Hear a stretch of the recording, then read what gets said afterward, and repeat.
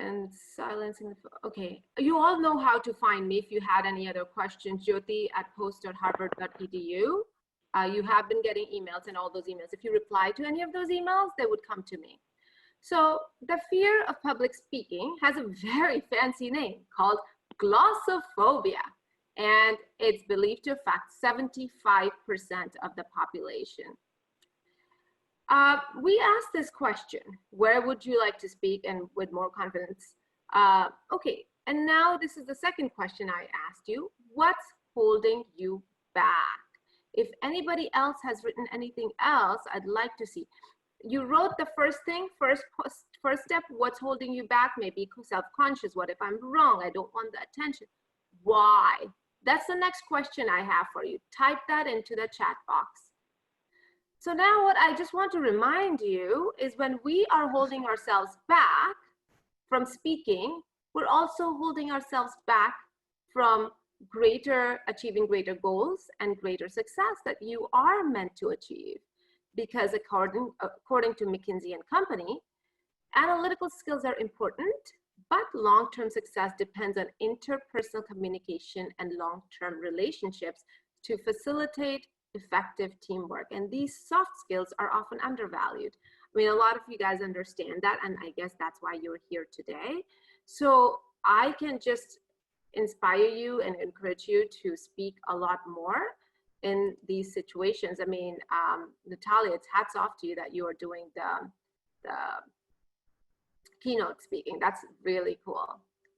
All right, and whatever we're going to talk about applies to public speaking, presentations, and also interpersonal communication. There are important meetings. So for example, Sandy Chung's, I mean, she's probably meeting one-on-one with clients. That's an important meeting, right? Or Sandy Ballard is speaking with, people at the town council, or you may have another client meeting, or you have a meeting with a boss, and sometimes, meetings with your coworkers. Those are interpersonal communication meetings, and sometimes we can get conscious about those too. Okay, today this is what we're going to cover: confidence status.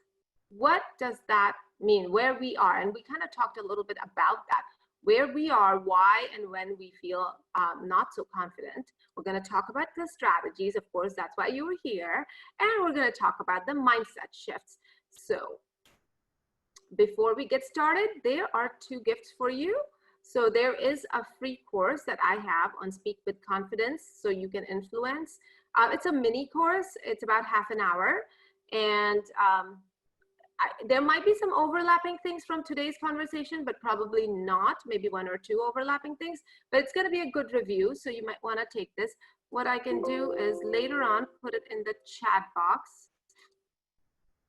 Also, I invite you to take me up for a free coaching session just with you. So this is a one-on-one coaching session, and especially if some of you have things coming up, happy to do this. And it's my gift to you.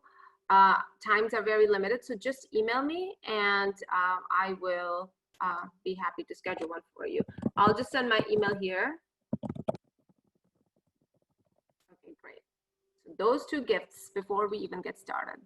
So another thing to just add on to my earlier point about McKinsey & Company. This is an MIT poll. It says that adults with communication and presentation and public speaking skills are 65% more likely to be promoted. And that's pretty true. I've checked this with a lot of different groups, and do you guys agree, or do you think this number should be higher or lower? If you think this number should be higher, give me a thumbs up. If you think this number of 65% should be lower, give me a thumbs down. The Harvard study said 85%, but I was trying to go in between. I told you a little bit about myself. Later on, I continued to speak after I got on stages starting 4th grade onwards, continued to speak in schools, and I spoke in front of thousands of people in the audience. When I was in 10th grade, I made a huge blunder. By this time, I was used to speaking on stages, but I made a huge blunder. And I'm going to talk about that mistake, never to make that mistake today. And maybe I'll share that story later when I go later on into my presentation. I come from the corporate world, so I've worked at IBM, KPMG, and Cartier. I have degrees from Harvard and MIT. And now I've been speaking publicly for 30 some years. I also have a fine jewelry company. We sell in Neiman Marcus, we're on Guild. And I started this journey on training people around public speaking and presentation and communication skills a couple of years ago, and I'm just loving it. This is my way of giving back to the people around me, to the community.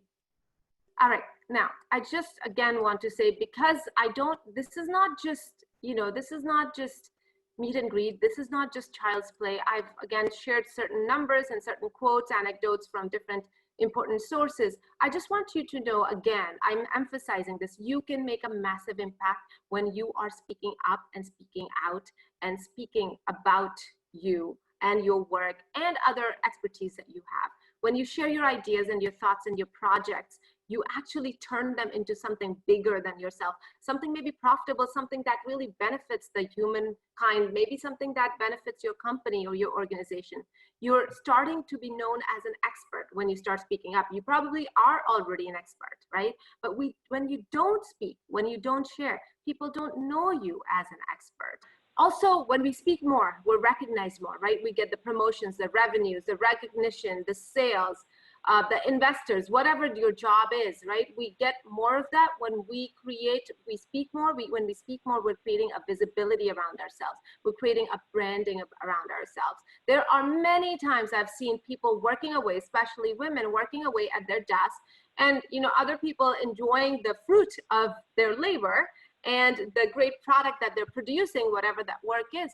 And when women don't speak up, I mean, it's true also for men, when you don't speak up, when you don't ask, you don't get, when you don't speak, you don't share what you're all about, and people don't know that you're creating that amazing work, because there are enough people who want to grab the attention of the work that you're producing, right? It's also important to be heard when you're speaking. You are being heard, right? It's very important for us to be heard. When you're heard, you also have a sense of belonging. Otherwise, we just feel like, oh my gosh, I'm just working away. I don't even know if I belong here. Nobody's listening to me. I don't even know if my thoughts or my ideas matter or count. You have to speak, right? And when you speak up, when you share, when you are communicative, you are making a change. You're making an impact. To be a leader, of course, you can lead just by example, just by doing things, but a lot of times you need to speak and you need to inspire to make a change. The results for you, well, of course, you're going to work hard and you're going to be smart, right? But when you speak and you start gaining more confidence, you speak with confidence and you gain more confidence. It's a virtuous cycle. And you create that visibility and branding for yourselves, and you start reaping the rewards. Natalia and anybody else, I don't want to keep picking on Natalia, but I was coaching another person who was speaking at an international conference. And I think she came, this was last week or 2 weeks ago, she came with the idea, Jyoti, help me with my talk because I want to perform well. And I said, that's fantastic. And I'm very happy to help you. But what is a goal for you for me to perform well? I'm like, that's great. But there are other goals too. The world, the industry needs to see you as an expert. You're going to start branding you as an expert, and that's how you're going to speak. Perhaps now that you are in an executive type of a role, you need to bring in more dollars, more revenues, right? Or maybe more vendors, or maybe more partners, more business for your organization, whatever small, big, large your organization size is. And again, you need to create more opportunities for yourself to speak. Maybe you'll get a job offer from another person, another organization, right? So that's how you're going to start positioning yourself. It's not just one and done. So this is very important, women, ladies. It's not just one and done. You have to speak as much and as loud as possible.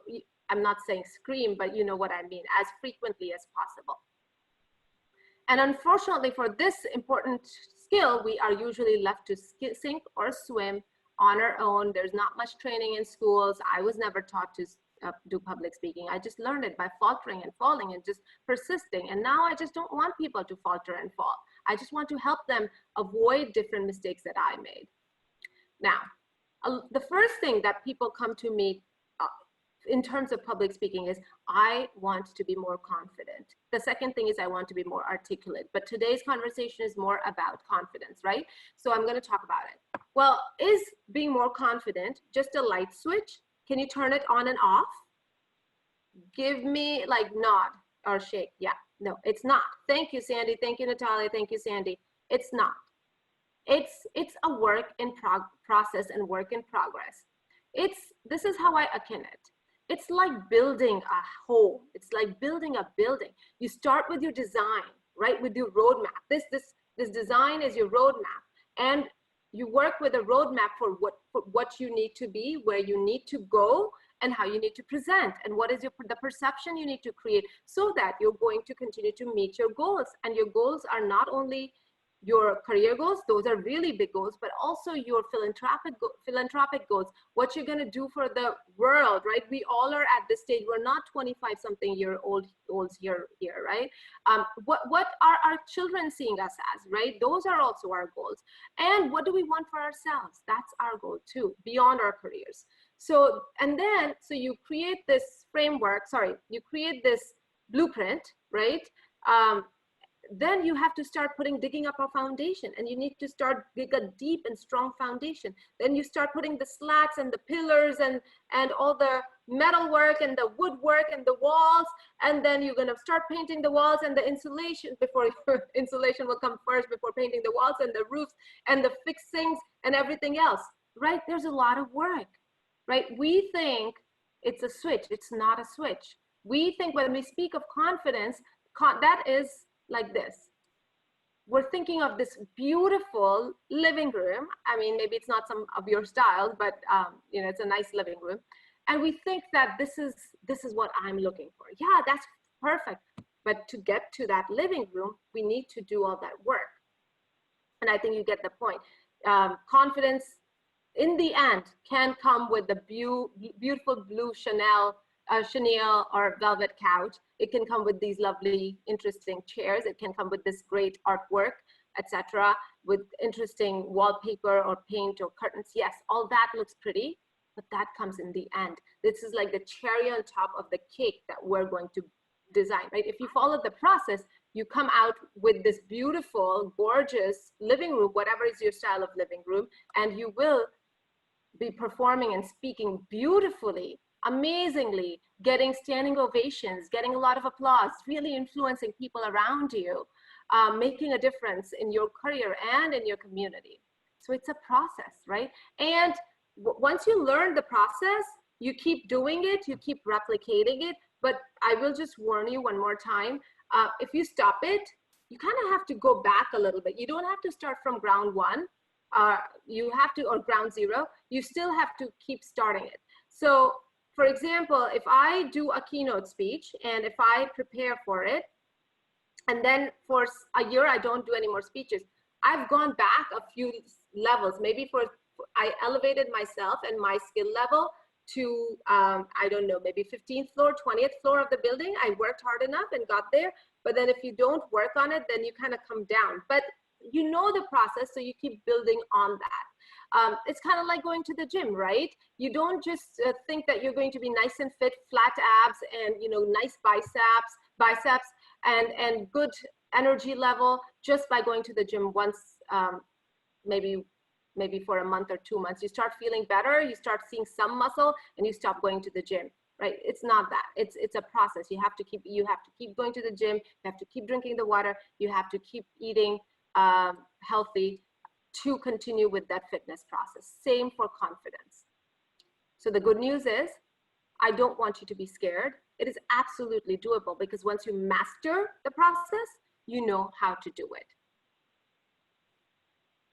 All right, so here are the 4 keys to confidence. Knowledge, preparation, strategies, and mindset. And knowledge comes in a lot of different ways. We never want to stop learning, right? We all have a lot of knowledge based on the work that we've done, but based on where we are going to be speaking, maybe we realize that there are holes or gaps in our knowledge, so we need to fill those in. For every time I speak, and I do similar conversations very frequently, I am filling in my holes every time also based on what I want to say this time. So for instance, let's take somebody else's example. Well, Sandy Chung is going to have, she's really filling, she's going from one industry to another. So she's really filling that huge knowledge area that she has. She has like she has a baseball or football field worth of knowledge that she's filling in. Natalia probably already, she knows everything else that she's going to talk about, but she's going to fill in a few holes in her knowledge as she goes into this, because she doesn't know who exactly that audience is. So she's going to fill those holes in based on the audience. We also, the knowledge is not only our knowledge of the subject matter, but it is two more knowledges. Oh, I've never used that word before. Knowledges. Two more pieces of information. It's knowledge about your audience. It's very important for you to know who your audience is and what they want. There's a lot of information gathering that we do about our audience members so that we can actually tailor that conversation to the audience and give them utmost value. And the second knowledge is knowledge of yourself, right? Where are you coming from? In here, in your heart and up in your mind. And that's why I was asking some of the initial questions up front. So when you know where you're coming from and what is your belief system, then you know how to work with that. So knowledge is the first step. That's where we start quickly and start filling in those gaps. The second one was preparation. So success is where preparation and opportunity meet. So let's say even if you're knowledgeable or you're mild, medium knowledgeable or 70 or 60% knowledgeable, we still need to prepare. What does preparation mean? Preparation means a lot of different things, but here, preparation means putting together that content, working on that content and that message quickly and soon enough so that you have a very meaty presentation or conversation or speech ready. Even if it's just a conversation, if it's an important conversation, you want to prepare it. This is what I'm going to talk to them about. This is what I'm going to share. This is the structure. This is how I'm going to support what I'm going to say. Why should they even listen to me, right? How do I prove my point? These are the supporting arguments I'm going to share. These are the quotes, or these are the anecdotes, etc. So that's what goes into the preparation of your conversation or your speech or conversation or your presentation, anything. And preparation is extremely important. We don't just write bullet points. I mean, unless you've done that same presentation multiple times, we don't just write bullet points and show up. I highly recommend that you write the entire presentation. You type it up or you write it. And then once you get used to talking about that subject matter, then you can take it easier and easier and easier and go into bullet points. So that's really critical. Third is practice. So most of us professionals, we show up without practicing or practicing once or twice. Not necessarily when we're on stage. I think we all are afraid of being on stage, so we do practice enough. So when we are in my mastermind group, which is actually starting on September 25th, 27th, it's a very comprehensive program. We work with several different ways to practice, and different ways of practicing works well for different people and for different times. Perhaps you need to have multiple different ways of practicing for yourself also. I personally use 3 types of practice formats that work for me, and 2 which absolutely just throw me down the gutter, so I don't even use them for myself. But perhaps those work for other people, but I do share them when I'm in that mastermind flagship course with my students. So practicing a bunch, this is going to be really important. So far we've talked about 3 things, 3 important things. We've talked about the knowledge gathering. So once you gather the knowledge, and why are we talking about all these things? Because everything, this is kind of building the foundation of your house or your building that you're creating, right? So building the knowledge is digging up the foundation and filling it up with good soil, right? Solid foundation. If you don't have knowledge, I will tell you, there are a few of us who can wing it, but winging it is not the best strategy. We don't want to wing it, because at some point it will come out that you don't know about it. So knowledge is number 1. Number 2 is preparation, right? Preparation, you can't skip it. Until you become so comfortable, you can't skip it. Number 3 is your practice. Again, can't skip it at all. If you skip any of these things, I can't, you will not have, I will share a lot of just in time, and I will share some tactical strategies and techniques with you, which are all fine and they will work. But if you don't do these things, nothing is gonna work, right? You can't be an ice skater before you can learn, like the beautiful choreographed ice skater, before you learn to how to even stand up on those skates, right? So nobody's gonna take you on the team. So you don't wanna be doing that to yourself, not becoming a good prepared speaker communicator. So practice, practice, practice, and practice early and write early. Here's one more tip. Never work on your presentation till the last hour. I would highly recommend that you stop working on your presentation or speech or conversation 2 days before. Now, when I say never, I mean, I say it loosely, right? Because if you keep doing it, we all tend to procrastinate. I mean, some of us don't procrastinate, but a lot of us procrastinate, and a lot of us are perfectionists, right? Oh my gosh, let me add this and let me add that, and what about that paragraph? And I didn't do this. We keep working on it. What happens in the process? You did not have time to practice, right? So I say stop at least 2 days beforehand. There's also this timeline on practicing, which is really critical. And one more hint I will give you, you don't need to wait until your presentation or your talk or your conversation is completely clear before it's completely complete before you start practicing. You know what? It's not only about these speeches and talks and webinars and presentations. I practice for important conversations also. That important conversation could be with a colleague, could be with a recruiter, it could be with a client, it could be with a neighbor, it could be with somebody in the family, right? What are you going to say? Sometimes I write those things down also because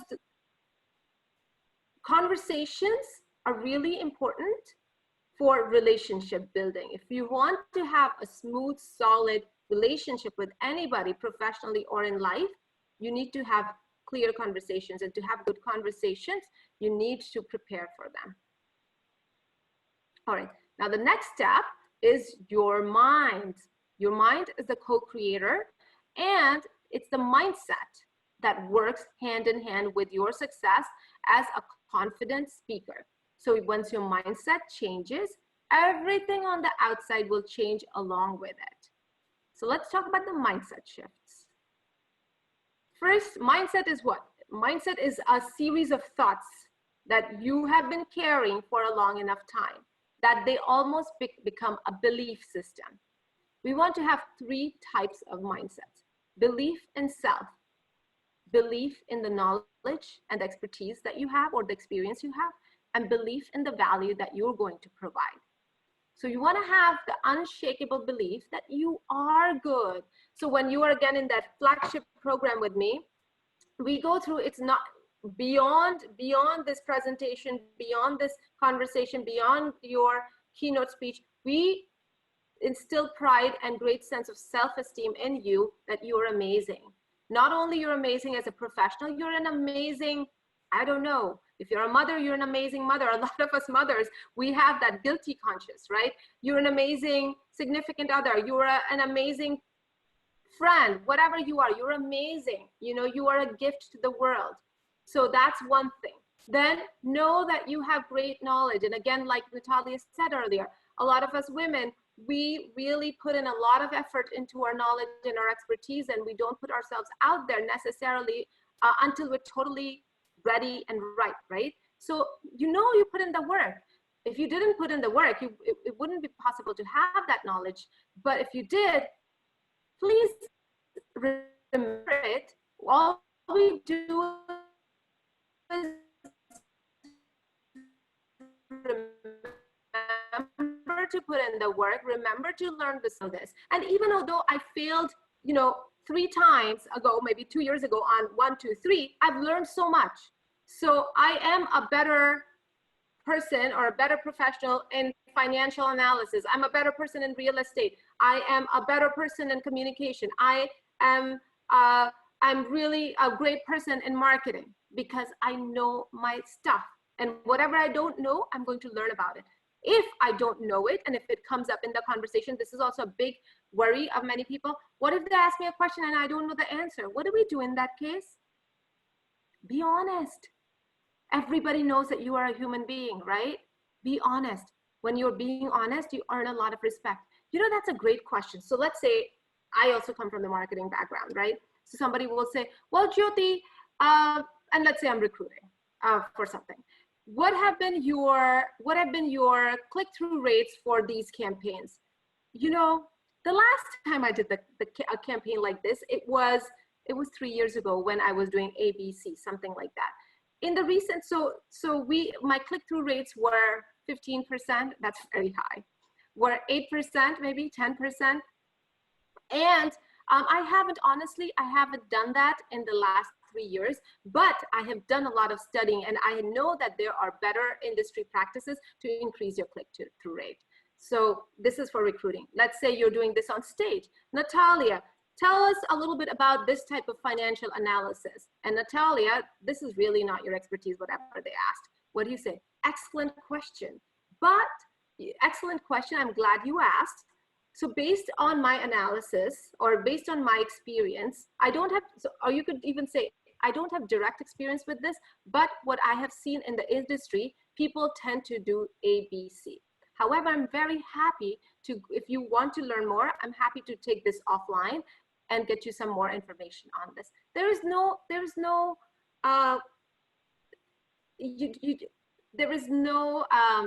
problem in being sincere. Let's say your bosses, let's say the board of directors ask you this. What about those numbers? What are you gonna do, right? Or a client asks you about this. Well, what about this flaw in your product?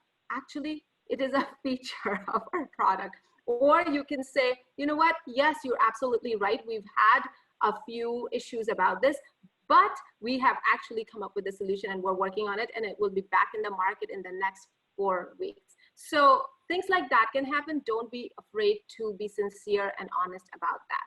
Or tell them that I don't know this, but I'm happy to find more information on this. Now, believe what you have to say is going to be useful. So it is very important that you share with them things that they will find of interest, things that will help them. And that's why that initial knowledge of our audience is really, really important. Yes, it is important time for us to shine light on us as a speaker or a professional. That's all good, but that's a secondary interest of ours. Our first interest actually is to provide good value to our audience. And again, there's a lot of audience research we do, and there are several series of questions and checklists that we go through in my program to actually be able to address those audience needs in the best possible way. So when you come with this kind of work, right, your confidence does what? It swells up, it boosts, it does really good wonders, because you know I'm prepared. I am geared, I am armed. I am armed with the right mindset and the right tools and the right knowledge and the right belief, okay? Any questions so far? Happy to take a question or two. No? Okay. Now, this is really important. Still, a lot of times the stakes are high. Separate yourself from the result. You've done the work. If you don't do the work, you can't necessarily be confident. I mean, some people are good at winging it. I've said this multiple times, but I highly recommend doing the work, and that work is related to your presentation or your conversation. We're just not here to just impress them with our hollow words, right? So you did that work. Now you did your very best, and leave the rest for your best performance, right? In Gita, which is one of the Indian epics or Indian holy books, they say, keep doing the work, don't worry about the results. And the reason why they say that is because if you constantly worry about the result, oh my gosh, will I get that client? Oh my gosh, will I get that interview? Will I get that promotion? Will I get a standing ovation? Will they hate me? Will they like me? Whatever. If we worry about that when we are in that final conversation or performance or speech, we're gonna be very, very jittery. So you gotta separate yourself. So it all goes in the mindset. And I'm gonna talk about a few other things. So just know that beforehand you did the work and you're ready to perform your very best at your very best level when you are up there in that meeting or on stage, and you're gonna separate from the result. If you're looking for a new job, you just need one new job, right? You don't need 5 new jobs. If you're looking for a client, yeah, we all need multiple clients. But again, you know, if this person was supposed to be your client, or this organization was supposed to be your client, then if it's the right fit, it will happen. If it's not the right fit, maybe they'll spread the word, right? Your knowledge, the sincerity with which you come across and the way you're building relationship is all important, and they are going to see it. Maybe they're not going to be your client this year. Maybe they'll come and become your client next year, right? So all of that depends on how we prepare, and then we separate ourselves from the result. Because if we keep ourselves too attached to the result, we get too wound up.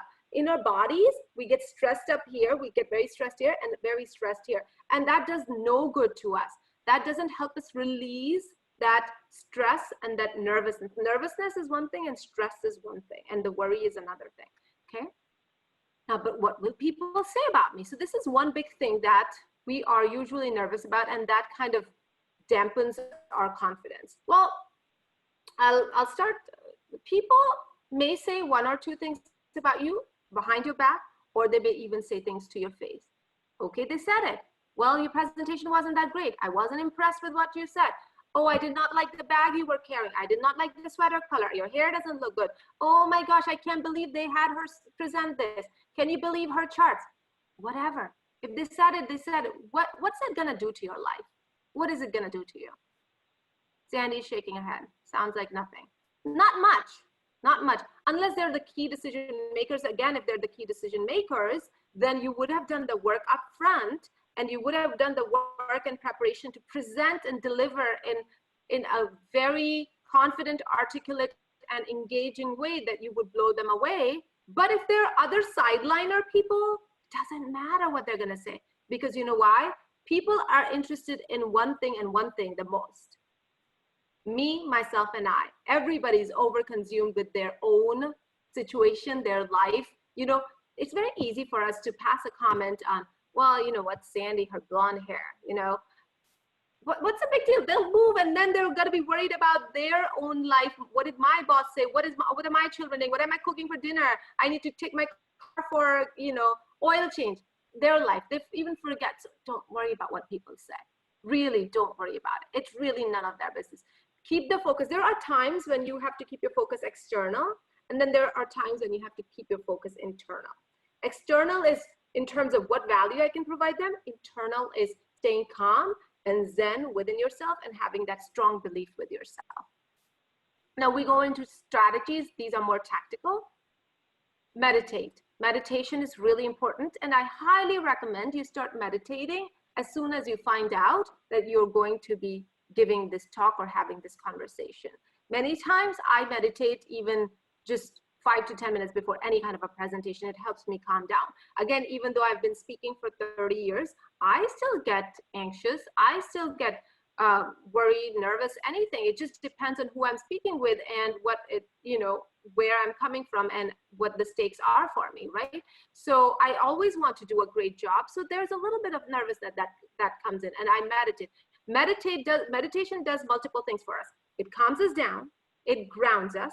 It also brings a lot more peace. It also brings knowledge and intuition. It kind of awakens our intuition from the universe. I don't know how many of you guys believe in this. I do. And I speak about these things, and I teach this again in my mastermind course. So meditation does a lot of different things for you, which are beneficial. It also creates a well-being, not just stress relief, but meditation is helpful also for your health. So it creates that kind of well-being too. It helps you, it clears your mind, and you think better also with meditation. It helps memory. Visualization. A lot of sports stars, they visualize the results. So I ask you to visualize what is the outcome you are wanting to have. Are you wanting people to give you a standing ovation? Are they wanting to come up to you and congratulations, Natalia, that was phenomenal. I learned a lot. Sandy, thank you so much for showing all these homes to me. I would love for you to be my real estate agent.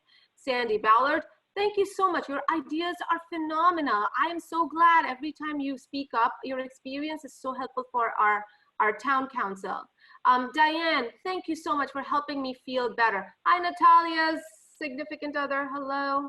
He's welcome to join. At least we have a man here now. Hello. So you want to visualize. Okay. You want to visualize. That's going to help them. Oh, there was a breathing one too. With visualization and meditation, I'm going to add breathing. Breathing is very important, again, through the whole process and right before your conversation. Just have very deep breathings. It's breathe in slow and exhale even slower. Do it about 20 times. If you don't have a place to go, just sit in the bathroom and breathe, because that will help you slow your heart rate down and it will help you become calmer. Breathing is very, very powerful. Now, here's another strategy. Transform yourself into a super avatar. A lot of times we think about ourselves as, oh my gosh, me, little measly me. I mean, okay, I am not so great, or I am this or that, and what will people say about me? Whatever. Oh my gosh, will I screw up? All those different things. What I invite you to do is create the super avatar of yourself, which could be either a superhero, or it could be somebody that you really look up to, or it could be a combination of different things, or it could be just a different version of yourself. Just you look yourself in the mirror in a different way. You could perhaps even put together a collage of different imageries that make you stronger. Perhaps you could draw something for yourself and maybe keep it in your purse. And when you look at it, or if you imagine it with your closed eyes, I am transformed into that one super avatar, and I'm that. Who knows Sasha Fierce? Anybody know Sasha Fierce? Nobody. Anybody know Beyonce? Anybody know Beyonce? Everybody knows Beyonce. Okay. So Beyonce and Sasha Fierce are the same. Sasha Fierce is the super avatar of Beyonce. Have you seen Beyonce in these interviews with, you know, Oprah or anybody else? And she's so prim and proper and so poised and so sweet. She's like the girl next door, right?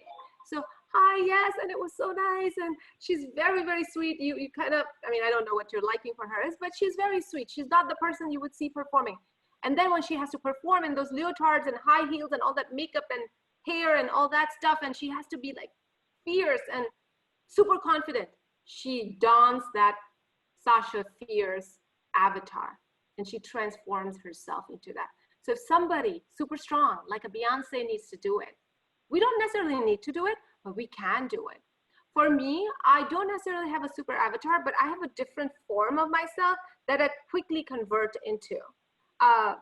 It's just I imagine myself to be a certain way, and when I walk on a stage or giving a presentation, I turn into that. And certain way of dressing and heels and certain types of shoes and certain type of hair and all that, it also helps me transform into that role. So again, look your best, whatever makes you feel, and look your best. You want to do that for your big conversations and presentations. So that's important. Oh, here's the breathe. Breathing is good, always. Now, right before your talk, this is important. You know, you want to do, even if you're backstage or if you are just in your car meeting a client right before you meet a dance or exercise, releases endorphins. It lightens up your mood. It makes you more cheerful, right? If you don't have music available to you, just sing your favorite song. Just dance to it. In my classes, we dance a lot. We dance pretty frequently. I don't think I have time today to make you guys dance, but we've done it. And you will really help see how it releases the stress and it really boosts that confidence. And I'll have like some prepared numbers that you like for yourself with the best favorite artists, and sing those or listen to those and just move to those. If dancing is not available to you, just jog in place. And you don't want to get overly sweaty. I understand that, but even jogging a little bit, just doing a few stretches, you know, all that is going to help you also just kind of getting that blood flow going, releasing the endorphins and making you feel better. And you just accomplish something like a few extra steps or a few extra moves, your body just feels better. And even a small sense of accomplishment, you just exercise, right? You probably couldn't go to the gym today. So you exercise, that makes you feel better, boosts confidence. Whenever we accomplish something, check something off of our to-do list, we feel better about that. That boosts our confidence. So that's another reason why, and this is true. This is not like, I'm not making this up. This really does help. Okay, smile. So let's say you're very nervous. Let's say you're anxious. Smile to yourself. initially to smile. I'm going to be so fantastic. I'm going to do great. I'm looking great. I believe in myself. Do all those self-affirmations with a smile. When you go on stage, you smile at them first. Most of the speakers, when you see either on stage or in presentation or even in just one-on-one conversation, smile. You're building that rapport with the person. When you start building that rapport, it doesn't seem as tense a situation. Also, smiling helps you connect with the other person right away, because that other person or whoever the people are who are there listening to you, they're also trying to understand who this person is. Oh, okay, nice smiling person. I like them. When they like you, they smile back at you. Oh, my audience is smiling, or my new client is smiling. That's fantastic. I'll smile back at them. It's a virtuous cycle of smiles. And keep remembering to insert smiles every now and then in your conversation. Super important. This is very, very scientific. All right. Do not memorize your speech. I said practice your speech and practice it well so that you know what you're going to be talking about. Just like those posted cards, it's going to be all garbled. It's like jumbled up, and you may remember like parts of your speech, and then you're trying to remember what was the exact thing I was trying to say.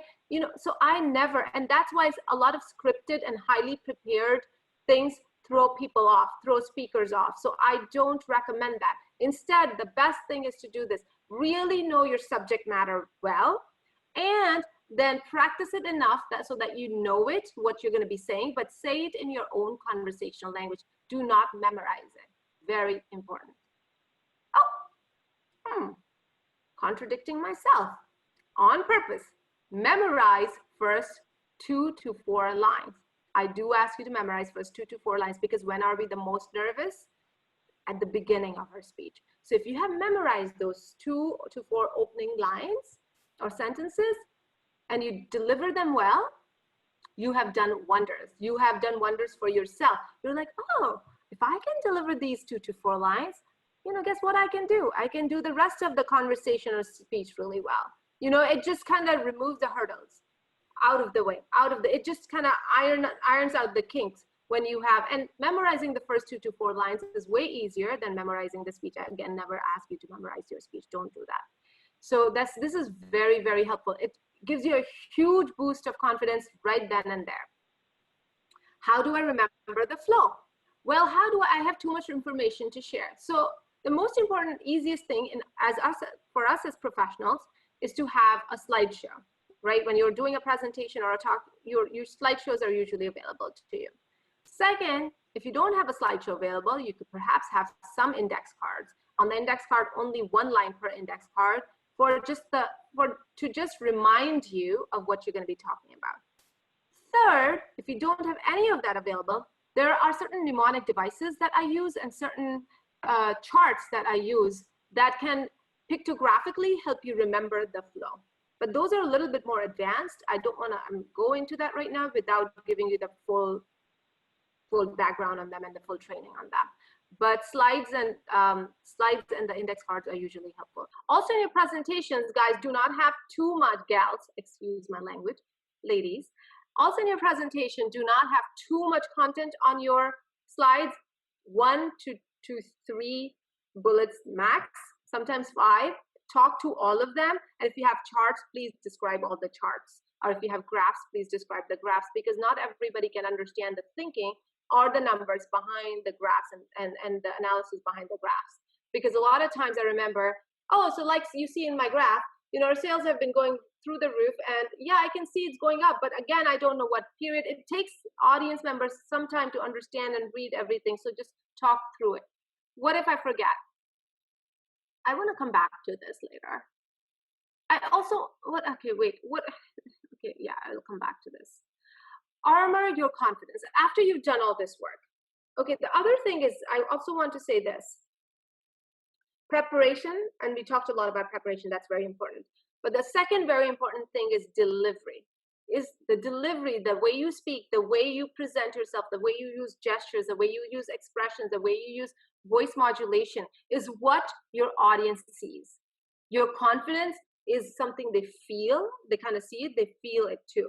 But when you deliver it very, very well in a very professional manner, they see it. And when they see it, they kind of revert back those energy, the positive energy vibrations, which you see. And that further boosts your confidence. So the way you deliver is also the key to boosting confidence. I'm not talking about this today because it's a huge topic in itself, but I just want you to know that delivery is a really big part of the confidence. Armor your confidence. Let's see, you've done all the work, right? What you want to do now is you want to show up in this armor, because our confidence still is kind of like thin saran wrap, which is in our kitchens, right? It's very easy to poke holes in. Why? Because it's delicate. It takes some time to actually solidify and cement it.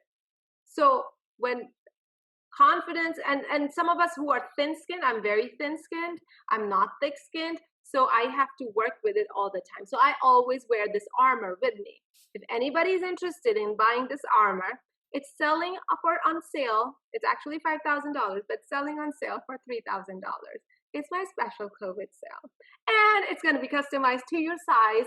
And we have special colors, comes in copper, silver, this pewter, and gold. Anybody interested in buying this armor for themselves? All right, that's a joke.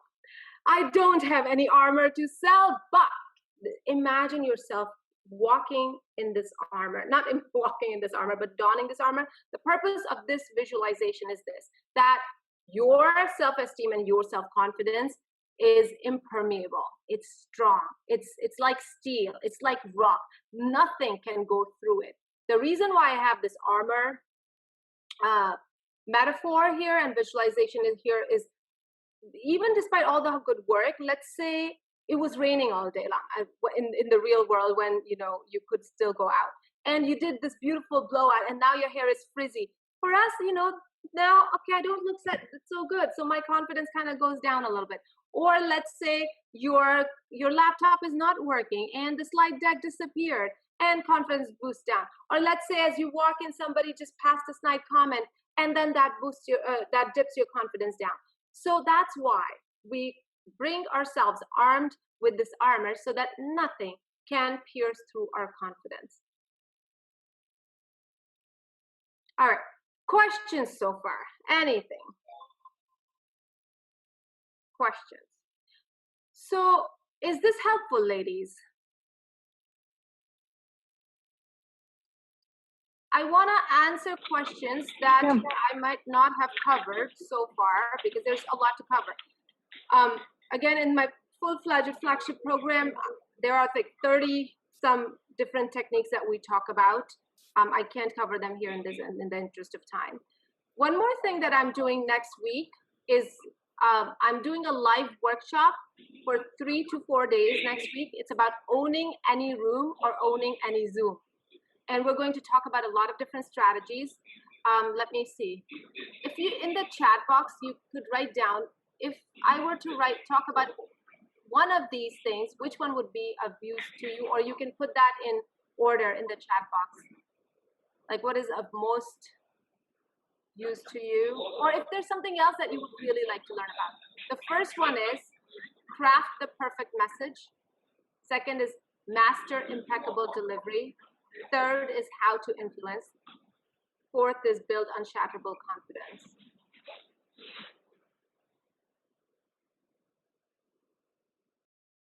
I muted you, don't worry. So if in the chat box you could write that, that would be really helpful.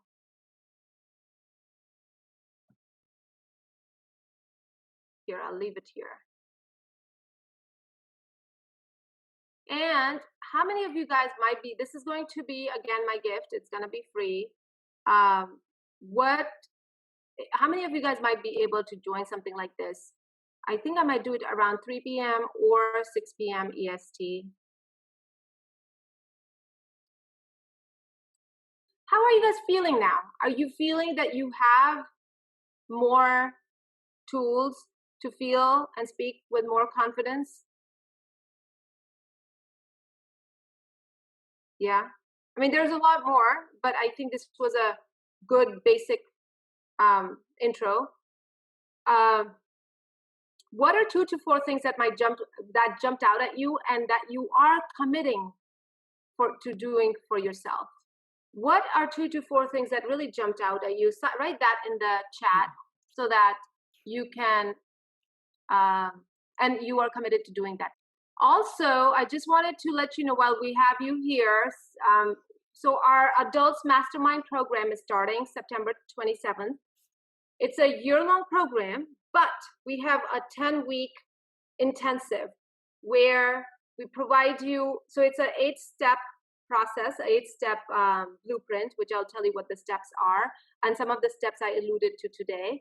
And it's accountability oriented, it's lessons and modules oriented. You take the lessons in your own time. There'll be pre-recorded video lessons, but then once a week, you meet with me and your cohort, which is also going to be a mastermind, and you practice what you're going to be talking about. It's again, not one and done, right? It's not just this one presentation, this one client meeting and done. You're going to be doing a lot more of these, and it's good to get these fortified, get these things cemented the more we do it. And we learn not only from me as your coach, you're going to be coached, and then with the rest of the cohort, which is also a group of other professionals. And there's accountability. We can all watch YouTube videos, or we can take courses on Coursera or Udemy. You don't remember anything. I have taken a lot of courses, but I don't remember anything. Yeah, they were good, but now I don't know what to do because I forgot. Time management is one of my problems. So I've taken courses in that, and I'm like, oh, that sounds so good. I'm going to do it. I do it for 3 days and I forget it, right? So that's why I built this whole practice-oriented, engagement-oriented, coaching-oriented, and accountability-oriented things, so that you start doing it and it starts becoming second nature. So that's how this program is designed. Sandy is part of that program. So that's that. It's a very comprehensive program. If anybody has any questions about it, happy to answer it for you. I understand also you're all very busy. So your time with me, it's going to be just 1 hour, and the rest of the things you can just kind of weave into your rest of your time. And it's very customized also. While it's very structured, it's customized based on your needs, because the coaching is customized and what you're going to be working on and practicing is customized too. So let's say you need to do more client pitches. Let's say you need to work more on these presentations to the board members, or your keynotes, you work on those. But then there are other exercises that I will also give you because they are helpful to you. So I'll give you those exercises too, but I'm usually lenient. So here are some of our success stories. So Henry was in a senior position in the company, and of course he was responsible also for sales and business development. While he was senior, there were these confidence downers that came into his life many times, and also he could have communicated better, right, more clearly and articulately. When he went through our program, he became more engaging, more articulate, and he started closing a lot more client deals. Gavin was a tech person, and everybody loved what he had to do, but then there was a lot of collaboration he had to do with cross-functional teams. So that was very hard, because how does he speak to the finance people, and how does he speak to the marketing people, and how does he speak to the ops people? He was losing a lot of time and money in the process. And once he went through the program, a lot of his projects and milestones happened faster with lower costs. Anna, and this is only Anna's stories, but this is a very common story I see. They're very bright, hardworking. The bosses see how good they are and they need to be promoted, but there's one hindrance for them to be promoted. It's just the communication skills. So the bosses would say, Anna, I just see you have great potential, great caliber, but I'm not seeing how you're communicating with the executives in the presentations, or how you're communicating to the people who would be reporting into you, or your colleagues. You really need to become a better communicator, and that's really holding her back, or holding him back. I've seen that so many times. So when Anna went through our program, she quickly got her promotion. Again, like I said, it's an 8-step blueprint: accountability, practice, coaching, mastermind. A lot of us do say, I am too busy to take a course or a program. It's not just a course, it's actually a full-fledged engagement-oriented program. Yes, you're busy, but imagine what? Your commute is 0 right now. When the world opens up, your commute will add up too. I live in the New York area. A lot of you guys live in the New York area too. Our commutes are crazy. and there will be other responsibilities. You will be expected to perform at a different level. This is the time to fortify this one soft skill, which Stanford University has said is extremely important also for your career growth and development.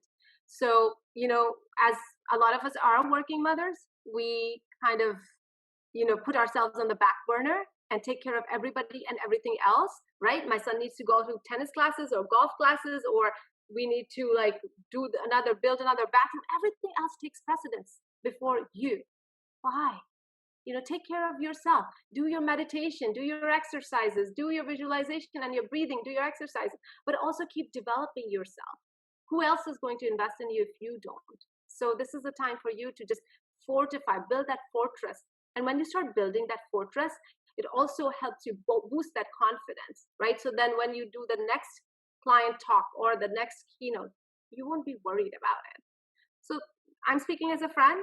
I've gone through similar situations as you guys, just sharing that. Again, don't forget this free course. I will share this here again. So I hope you enjoyed this video. If you liked it, please don't forget to like, share, and subscribe to our channel. Also, if you would like to become a confident, articulate, and engaging speaker, please do check out our free course on speaking with confidence for maximum influence. The link to the course is in the details below.